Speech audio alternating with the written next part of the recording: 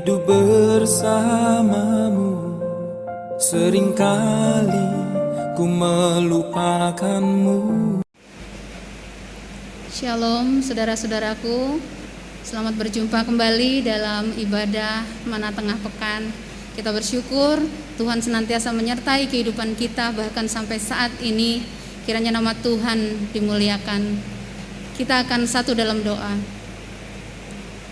Tuhan Yesus, Allah yang Maha Kuasa, Allah yang Maha Baik, Engkau yang telah memberikan keselamatan kekal bagi kami semua Tuhan. Tiada sesuatu pun yang dapat kami balaskan atas semua anugerah-Mu itu Tuhan. Kami mau taat, kami mau setia. Kiranya Tuhan memberkati persekutuan kami pada saat ini. Kami dengar-dengaran Tuhan kepada firman-Mu, dan kami dituntun oleh Roh Tuhan untuk melakukan kehendak Tuhan di saat-saat hidup kami yang masih ada. Tuhan, terima kasih. Pimpin ibadah kami Tuhan, dari awal sampai dengan akhirnya. Dan kami semua Tuhan mengucap syukur melalui ibadah ini atas semua kebaikan Tuhan dalam kehidupan kami. Kami alaskan ibadah kami hanya di dalam nama Tuhan kami Yesus Kristus. Amin. Kita akan menaikkan satu pujian, bekerjalah selama hari masih siang.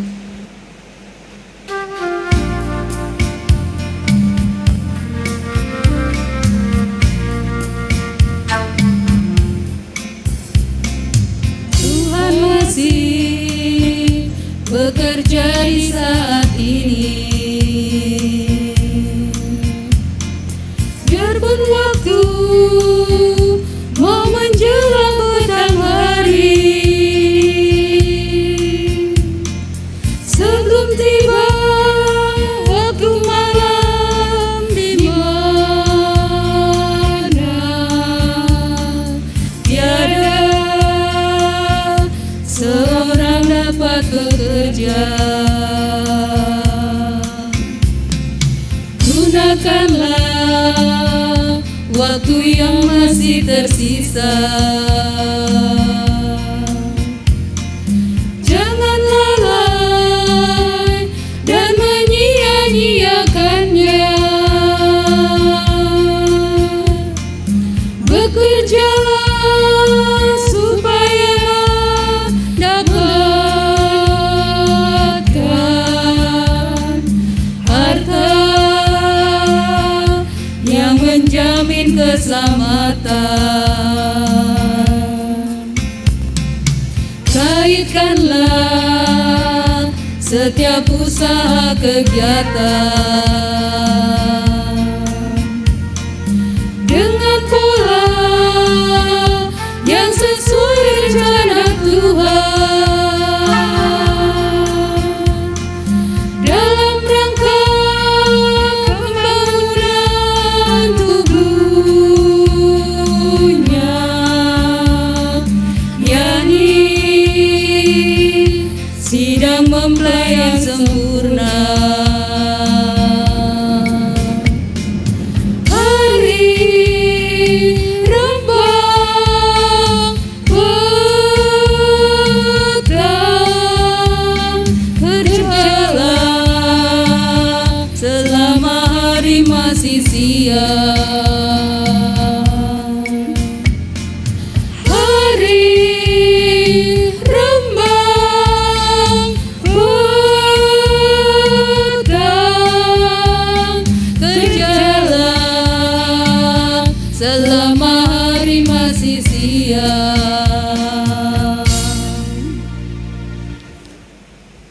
Tuhan sudah memberikan kepada kita semua kesempatan untuk melayani Dia.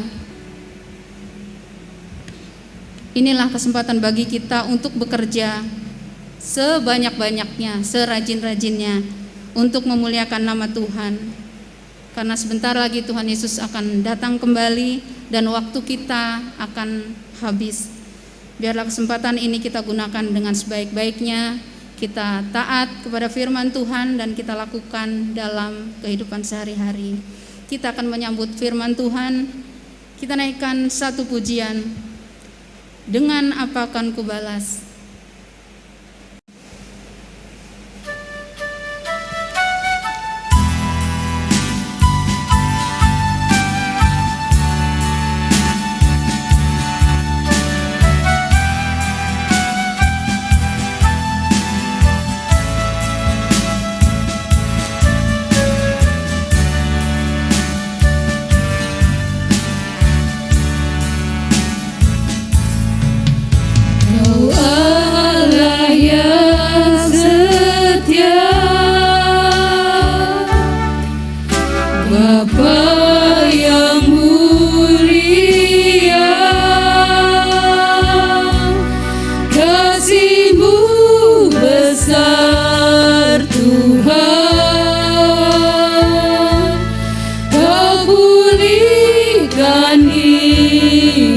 hidupku. Kaulah harapanku, hidupku dalam-Mu. Terima kasih Tuhan, Kau selamatkan hidupku. Dengan apa kan ku balas segala kebaikan-Mu? Segenap hatiku menyembah-Mu, Yesus. Ku bersyukur padamu.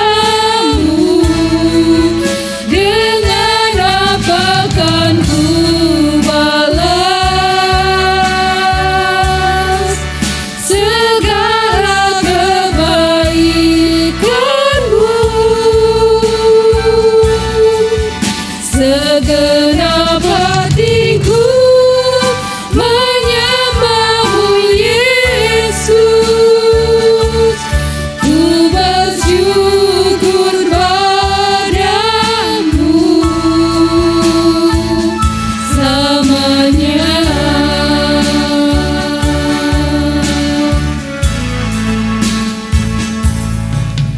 Kau Allah yang setia, Bapa yang mulia, kasih-Mu besar Tuhan. Kau pulihkan hidupku. Kaulah harapanku, hidupku dalam-Mu. Terima kasih Tuhan, Kau selamatkan hidupku. Dengan apa kan ku balas segala kebaikan-Mu? Segenap hatiku menyembah-Mu, Yesus. Ku bersyukur padamu. Dengan apa kan ku balas segala kebaikan-Mu? Segenap hatiku menyembah-Mu, Yesus. Ku bersyukur padamu selamanya.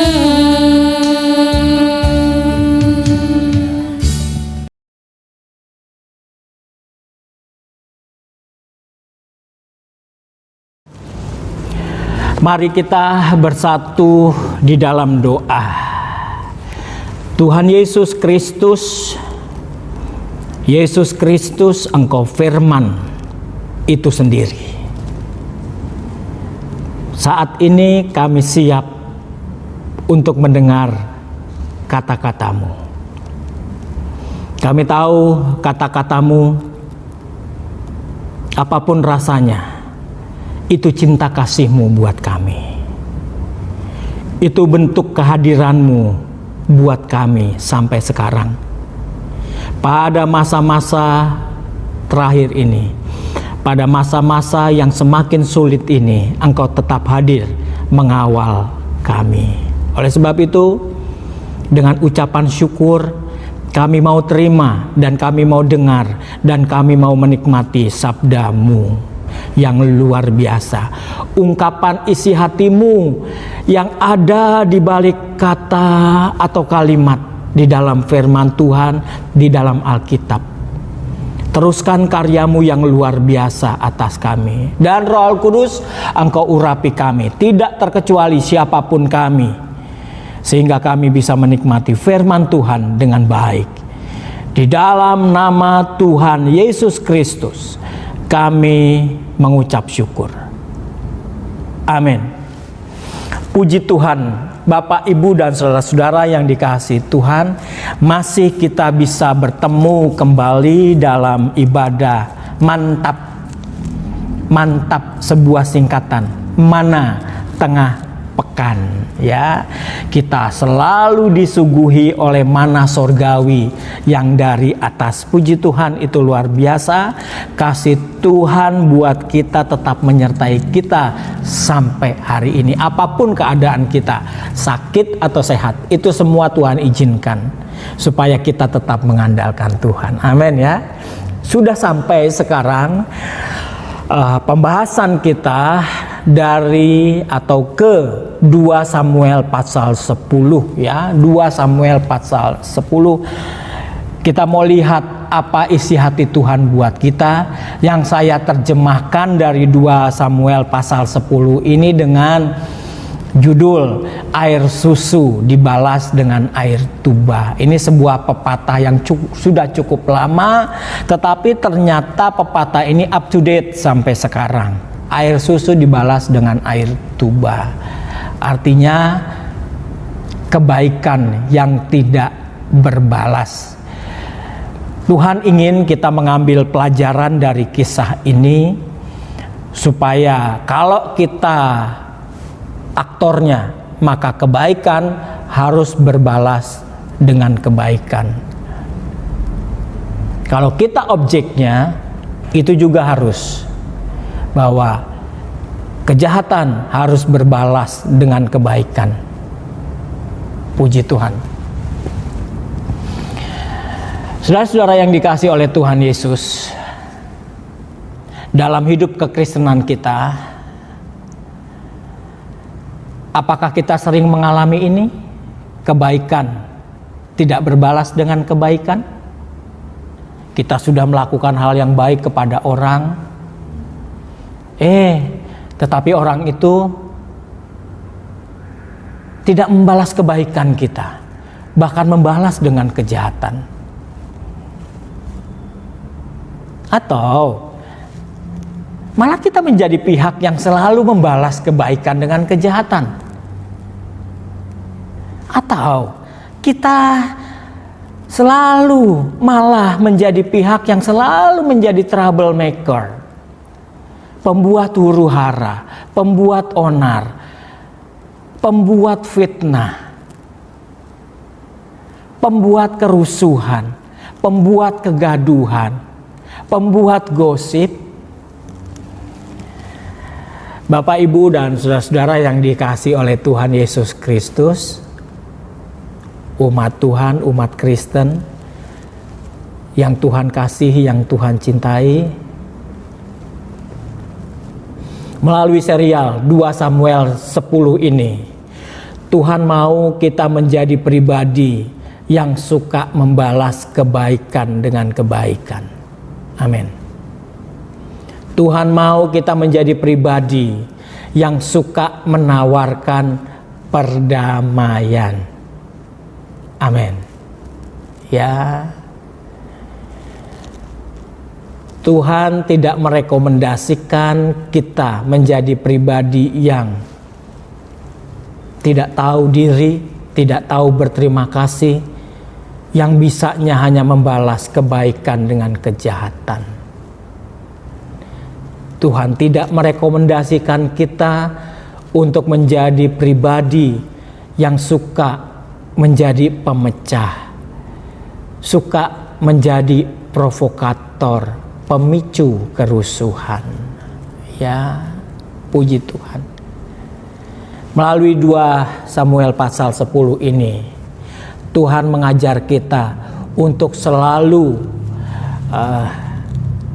menampilkan, kita bisa menampilkan ajakan berdamai. Ajakan berdamai, bahasa Ibraninya kecet, ajakan berdamai. Ada 3 arti dari kecet, ada 3 arti dari ajakan berdamai. Ya, arti yang pertama kita lihat dari 2 Samuel 10 ayat 2. Lalu berkatalah Daud, aku akan menunjukkan persahabatan kepada Hanun bin Nahas. Ajakan berdamai, menawarkan. Sama seperti ayahnya telah menunjukkan persahabatan kepadaku. Sebab itu Daud menyuruh menyampaikan pesan turut berduka cita kepadanya dengan perantaraan pegawai-pegawainya karena kematian ayahnya. Tetapi ketika pegawai-pegawai Daud sampai ke negeri Bani Amon itu, berkatalah pemuka-pemuka Bani Amon itu kepada Hanun, tuan mereka, apakah menurut anggapanmu Daud hendak menghormati ayahmu? Saudara-saudara, sampai di sini dulu. Tapi ayat 2 mengatakan kepada kita, menunjukkan kepada kita niat baik daripada Daud. Daud menawarkan kebaikan. Kita ulangi dari ayat 2. Lalu berkatalah Daud, aku akan menunjukkan persahabatan kepada Hanun bin Nahas.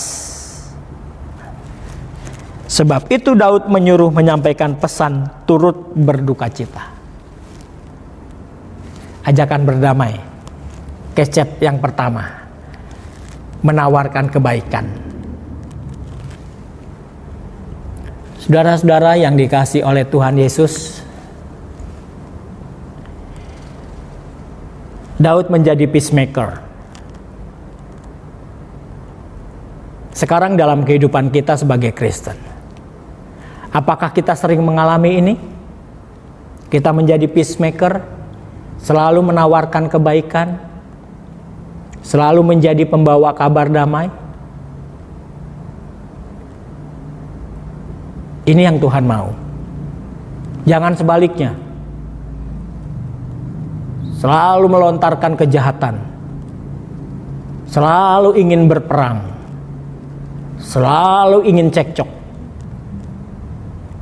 selalu ingin buat gara-gara. Kecet artinya menawarkan kebaikan. Lewat apa saja, minimal lewat senyum kita, minimal lewat tegur sapa kita yang membangun kepada siapapun yang kita temui, terhadap saudara-saudara kita, terhadap saudara-saudara seiman, terhadap tetangga, terhadap kolega. Ini yang harus kita tampilkan, sehingga kita bisa menjadi garam dan terang dimanapun kita berada. Itu Daud, dan sekarang itu kita. Itu arti kecet yang pertama. Tapi apa yang Daud alami? Ajakan berdamai yang dia lontarkan. Yang Tuhan mau, ajakan berdamai. Ini keset yang kedua. Responlah dengan baik ajakan perdamaian itu. Responlah dengan baik. Ternyata Daud tidak mengalami respon yang baik. Ayat 3, berkatalah pemuka-pemuka Bani Amon itu kepada Hanun, tuan mereka, apakah menurut anggapanmu Daud hendak menghormati ayahmu? Karena ia telah mengutus kepadamu orang-orang yang menyampaikan pesan turut berduka cita. Bukankah dengan maksud untuk menyelidik kota ini, untuk mengintainya dan menghancurkannya, maka Daud mengutus pegawai-pegawainya itu kepadamu. Ya, puji Tuhan. Ajakan berdamai Daud tidak gayung bersambut. Yang Tuhan mau, responlah dengan baik ajakan perdamaian. Ya, lebih bagus kalau kita menjadi sumber perdamaian itu. Tapi kalau ada yang ingin berdamai dengan kita, ya ajakanlah itu, respon. Amsal 17 ayat yang ke-19. Kita baca Amsal 17 ayat yang ke-19. Siapa suka bertengkar, suka juga kepada pelanggaran. Mudah-mudahan kita di sini pendengar nggak ada yang suka bertengkar ya. Hobinya bertengkar, artinya hobi. Punya hobi kok bertengkar sih?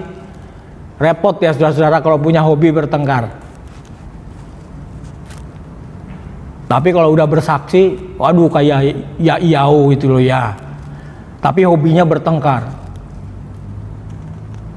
Siapa memewahkan pintunya mencari kehancuran. Jadi saudara-saudara, responlah baik ajakan perdamaian. Bukan sebaliknya, malah punya prasangka buruk, malah curigaannya gede, dan lain sebagainya. Rasul Paulus ingin ikut nimbrung di antara kita melalui 1 Timotius 6 ya, 1 Timotius 6 ayat yang keempat.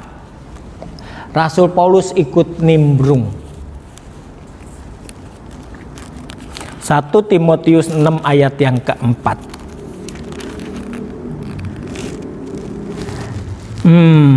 Ia adalah seorang yang berlagak tahu, padahal tidak tahu apa-apa. Ini saudara-saudara, Rasul Paulus ingin menunjukkan kepada kita ciri-ciri orang yang sok tahu. Penyakitnya ialah mencari-cari soal dan bersilat kata. Wah, ini penyakit orang yang sok tahu, suka cari-cari soal. Nggak ada soal dicari-cari. Padahal soal mah ada aja yang nggak usah dicari. Nambah-nambahin aja. Dan bersilat kata. Wah, kalau udah bersilat kata hebat. Yang menyebabkan dengki, cedera, fitnah, curiga. Jangan memiliki sifat suka bertengkar, saudara-saudara. Karena mencari-cari soal itu bukan sifat pengikut Yesus. Puji Tuhan. Yang Yesus mau, milikilah sifat empati dan suka berdamai. Sifat empati dan suka berdamai. Dan saudara perhatikan maklumat Yesus dari Markus 9 ayat 50. Garam memang baik, tetapi jika garam menjadi hambar, dengan apakah kamu mengasinkannya? Hendaklah kamu selalu mempunyai garam dalam dirimu, dan selalu hidup berdamai yang seorang dengan yang lain. Hati-hati, pada masa-masa terakhir ini roh tidak suka berdamai, semakin kencang berhembus, dan harus dilawan atau dikalahkan. Ayatnya ada dari 2 Timotius 3 ayat yang ketiga ya. Roh tidak suka berdamai. Ini sedang dihembuskan kencang oleh si iblis. Kita harus waspada supaya tidak nyangkut di dalam kehidupan pribadi kita. Ketahuilah bahwa pada hari-hari terakhir akan datang masa yang sukar, ayat 1-nya.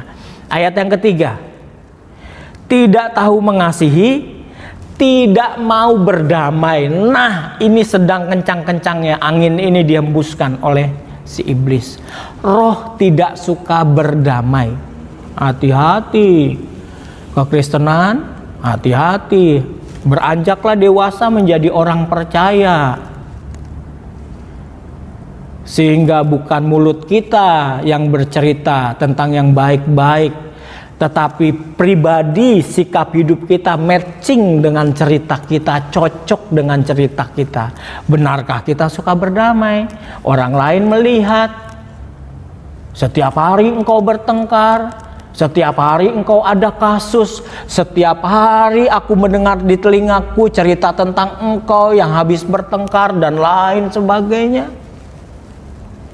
Harus matching antara cerita mulut dengan sikap hidup perilaku kita. Ya, ini ajakan berdamai, kecet dari pengalaman Raja Daud. Ya, kebaikan yang berbalas dengan kebaikan.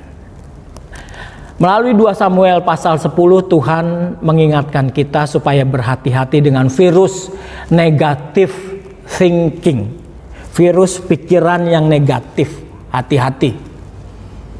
Sekarang kita sangat-sangat menghindari virus COVID-19 dengan segala varian-varian barunya, sampai kita ngeri. Tapi sebenarnya saudara-saudara, ada yang lebih ngeri loh, yaitu virus negative thinking. Ini yang perlu diwaspadai, ini yang lebih akut, ini yang lebih mengkhawatirkan. Virus negative thinking. Bagaimana kita menyikapi ajakan perdamaian? Tadi kita baca di dalam ayat yang ketiga dari 2 Samuel 10, kebiasaan karakter berprasangka buruk, itu loh negative thinking. Tadi di dalam 2 Samuel 10 ayat yang ketiga, pegawai-pegawai Hanun berkata, apakah menurut anggapanmu Hanun, Daud hendak menghormati ayahmu? Bukankah dengan maksud untuk menyelidik kota ini? Waduh, pikirannya kotor ya. Ajakan persahabatan Daud diresponi dengan pikiran yang negatif. Apakah akan bermaksud baik? Bukankah untuk menyelidiki kota kita? Itu prasangka buruk. Saudara, bagaimana dengan kita dalam pengalaman kehidupan kita sehari-hari? Orang lain menghampiri kita, prasangka kita buruk. Paling dia cari muka. Paling dia pengen minjem duit. Gue tahu. Paling dia mau cari perlindungan. Kenapa sih kita memiliki kebiasaan seperti pegawai-pegawai Hanun, selalu berprasangka buruk, tidak pernah positive thinking, menghormati orang lain, menghargai orang lain? Ya, hati-hati Bapak, Ibu, dan saudara-saudara yang dikasihi oleh Tuhan Yesus Kristus. Hati-hati, nanti bisa bergerak lebih jauh. Bahwa prasangka itu ternyata memprovokasi loh. Berprasangka itu ternyata kita mengkompor-kompori, memanas-manasi. Kita baca ayat yang keempat. Lalu Hanun menyuruh menangkap pegawai-pegawai Daud itu. Terprovokasi Raja Hanun. Disuruhnya mencukur setengah dari janggut mereka dan memotong pakaian mereka pada bagian tengah sampai pantat mereka. Sebuah penghinaan. Kemudian dilepasnya mereka. Jelek ya. Prasangka buruk itu jelek. Akhirnya memprovokasi. Raja pun terprovokasi. Hanun terprovokasi. Jadi saudara-saudara, supaya kita bisa mengadamkan suasana yang keruh kalau ada, kita ademkan. Maka jangan sampai kita berprasangka, saudara-saudara. Jangan sampai kita berprasangka. Karena prasangka, curigaan itu menimbulkan pertengkaran, bahkan memecah belah. Tuhan di dalam Yudas 1 ayat 19 mengingatkan keras bahwa yang suka memecah belah karena kecurigaannya gede, perhatiin saudara, adalah orang yang hidup tanpa Roh Kudus. Yudas 1 ayat 19. Mereka adalah pemecah belah yang dikuasai hanya oleh keinginan-keinginan dunia ini, dan yang hidup tanpa Roh Kudus. Bukan cuma pamer karunia-karunia Roh Kudus. Kalau cuma hafalan buat apa? Kalau cuma dapat belajar buat apa? Tapi bukan dapat dari Roh Allah, dari Allah sendiri. Kalau sifatnya suka memecah belah, dengan kata-katanya suka menyakiti orang, dengan kata-katanya suka membuat down orang lain. Itu cuma hafalan, itu cuma luar kepala, bukan praktek hidup.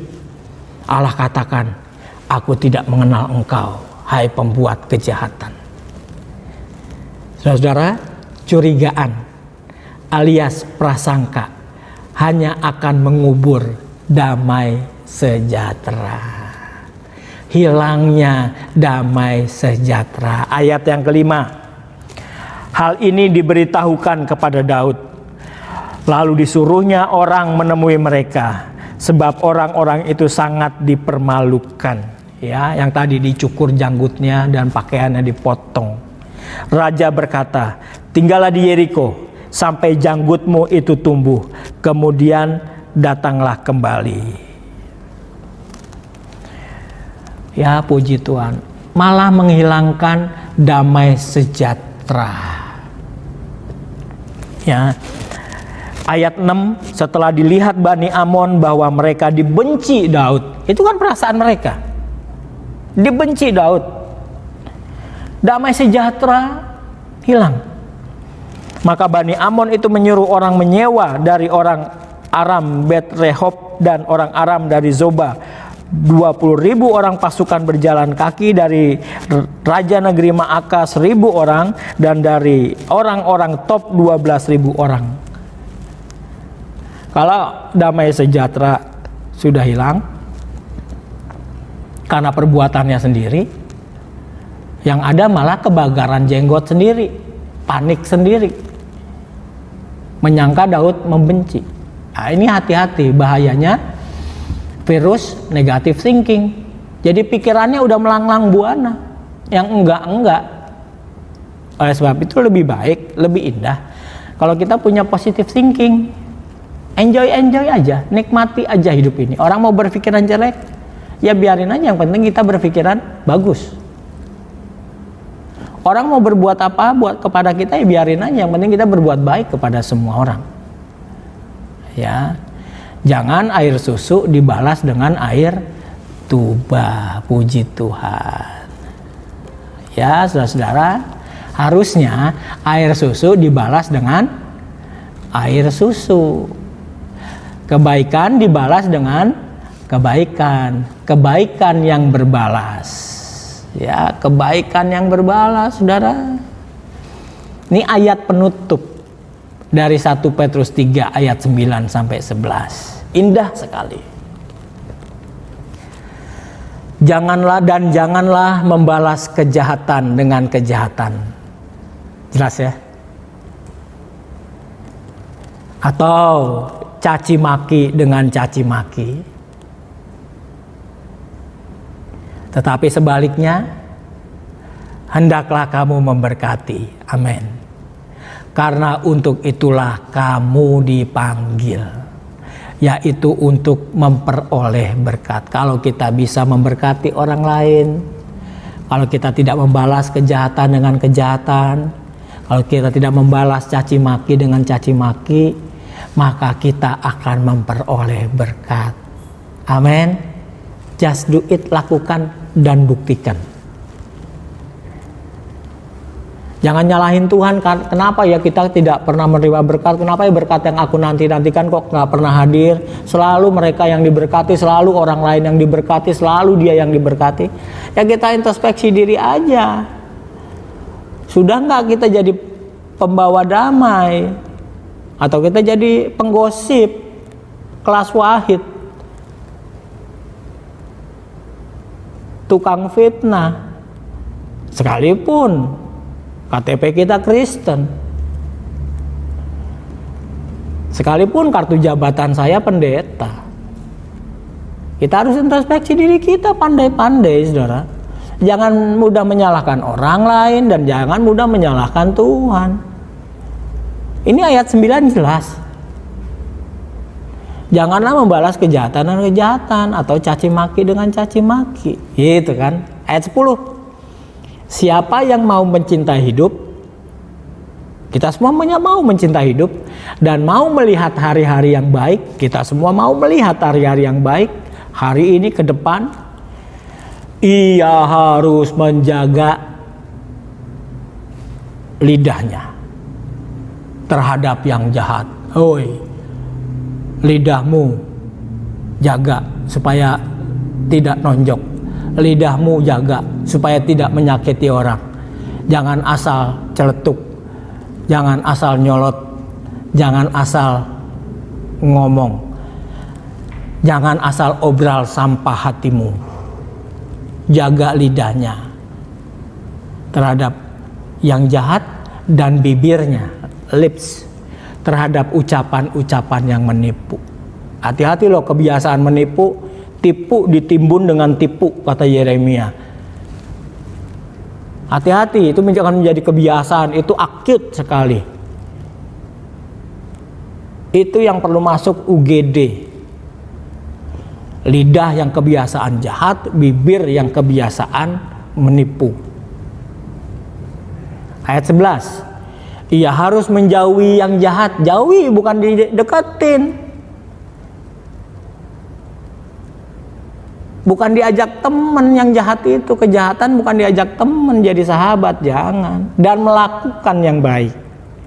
Ia harus mencari perdamaian dan berusaha mendapatkannya. Ini kuncinya. Kalau kita mau mendapatkan hidup, mau menerima hari-hari yang baik, lidah jaga, bibir jaga, jauhi yang jahat, lakukan yang baik, cari perdamaian, berusaha mendapatkannya. Tuhan memberkati kita sekalian.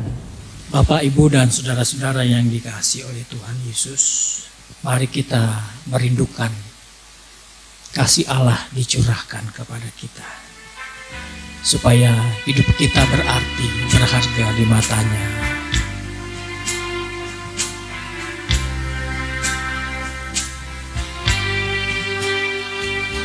Apa arti hidupku Tuhan, jikalau tanpa kasih-Mu? Apa arti pelayananku jikalau tanpa kasih-Mu?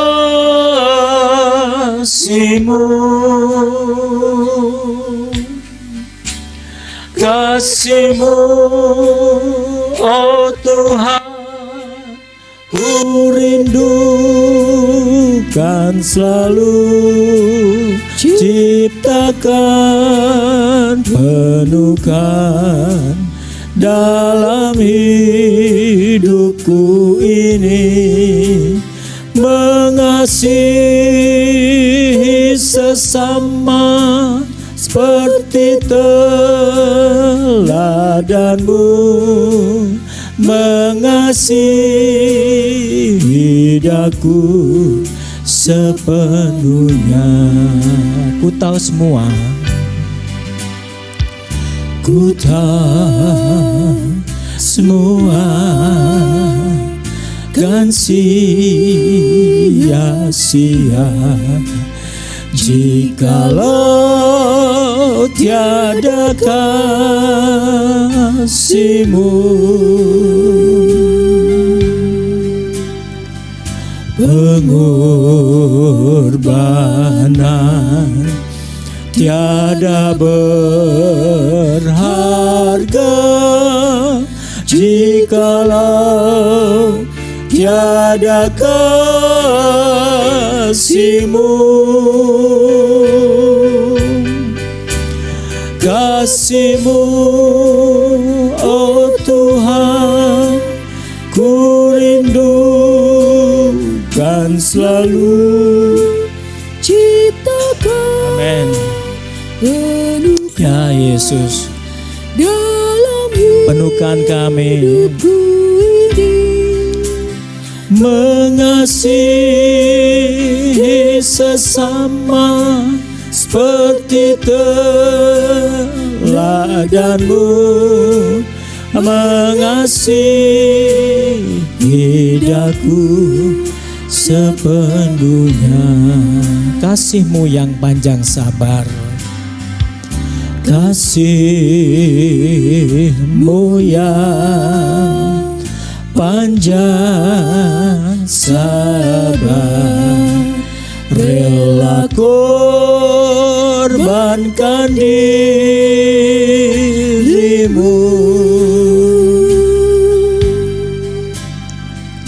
Kasih tiada berkesudahan, ciptakan dalam diriku.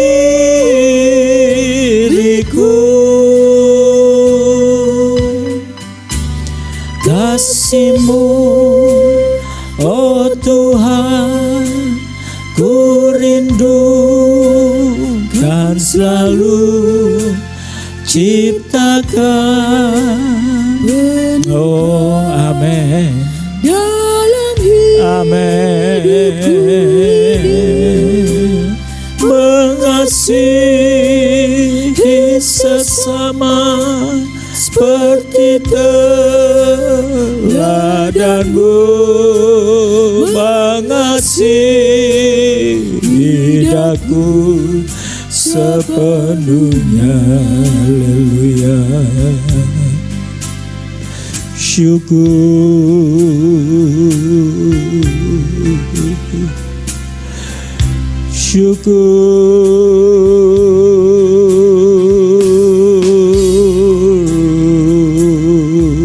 ya Allah, ya Yesusku, terima kasih. Tuhan, terima kasih. Pelajaran dari hal kasih yang begitu dalam buat kami dari pengalaman Raja Daud, Tuhan. Luar biasa kedalaman firman-Mu, Engkau ungkapkan begitu rupa buat kami yang seringkali kami lewatkan begitu saja. Tetapi ternyata pelajaran kasih ini begitu dalam, di mana kami harus menjadi penawar damai, pembawa damai, dan selalu menjadi responsif terhadap perdamaian, penuh cinta kasih terhadap sesama kami.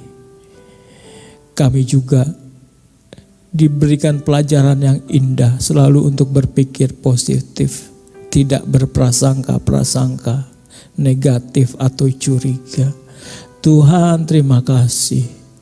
Terima kasih Engkau mengawal kami dengan firman-Mu untuk kami hidup di akhir-akhir masa ini, supaya kami tidak ikut-ikutan menjadi pemanas situasi atau menjadi pemecah, pembawa kegaduhan atau kerusuhan. Terima kasih Bapa di dalam sorga. Terima kasih firman-Mu. Terima kasih Engkau sudah datang di sini waktu ini bersama kami. Engkau sudah memeluk kami dengan erat.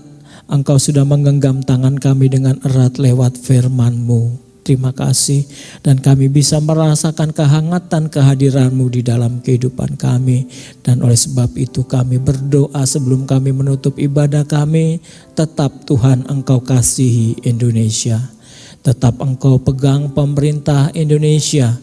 Tetap Engkau berikan kekuatan kepada TNI dan Polri, kesejahteraan bagi seluruh masyarakat Indonesia.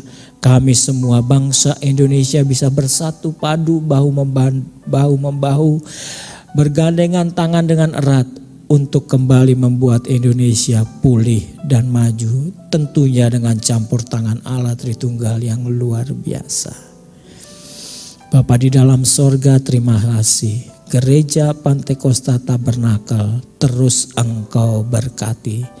Semua anggota majelis besarnya sampai kepada badan pengurus pusat GPT.